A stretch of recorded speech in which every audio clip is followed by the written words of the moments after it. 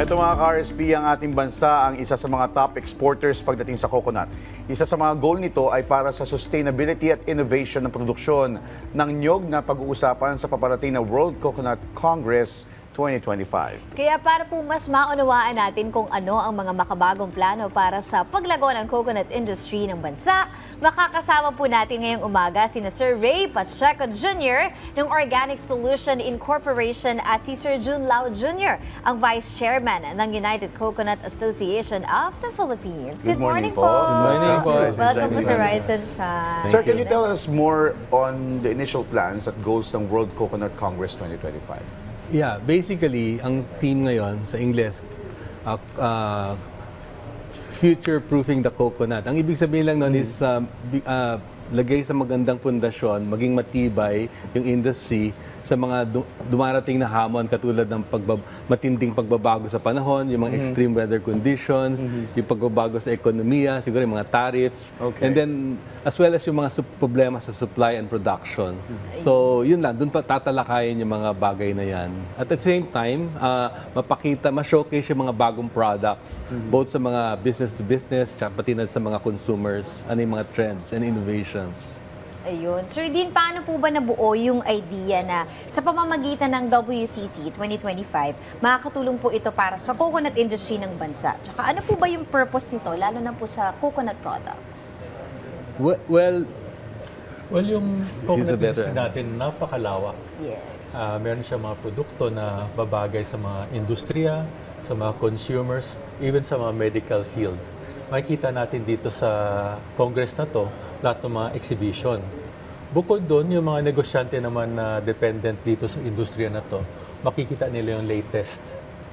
At sa mga health enthusiasts naman, makikita nila kung ano yung nadudulot na health benefits ng coconut. Alright. Dito po sa World Coconut Congress 2025, can you give us specific activities or programs na gagawin dito? Okay. So, meron dito pong mga medyo malawak. May mga field demonstrations, bibisita na mga farm, no? And then, para ipakita yung mga practices sa coconut farm, meron din pong mga cooking demonstrations sa paggamit ng ang coconut bilang sangkap, no? Sa mga pagluto. So, kasi ngayon, uso ngayon yung mga food wellness, no? So, meron tayong mga chef na nag-advocate ng paggamit ng coconut para ma-incorporate sa kalusugan. And then, of course, meron tayong conference na pwedeng pag-usapan yung mga health benefits ng coconut, and then meron ding session para sa mga policy makers kung anong dapat gawin. And then pag-usapan din yung sustainability, paano maging matatag yung yung industriya. Yun. Dagdag kaalaman lang. Ang karaniwan kasi akala nila sa pagkain lang ginagamit yung coconut. Pero ang daming gamit din sa mga non-food applications. Andito yung mga cosmetics, yung mga sabon, mga cleaning products, mga pampaganda, pampalusog, andito lahat. Uy, pwede rin yun sa hair. Tapos, nauuso din po ngayon, sa TikTok makikita ko yung oil pulling, gamit yung coconut oil.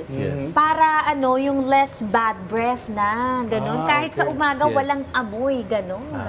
Tapos kapag nagluluto, mas healthy daw gamitin yung coconut oil. Dapat coconut oil lang. Coconut oil.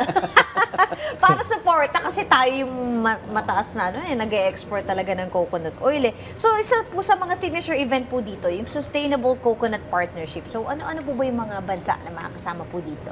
Okay, yung mga darating na mga bisita natin, karamihan pala galing sa Europe. France, UK, Germany, at may ilang mga North American visitors din.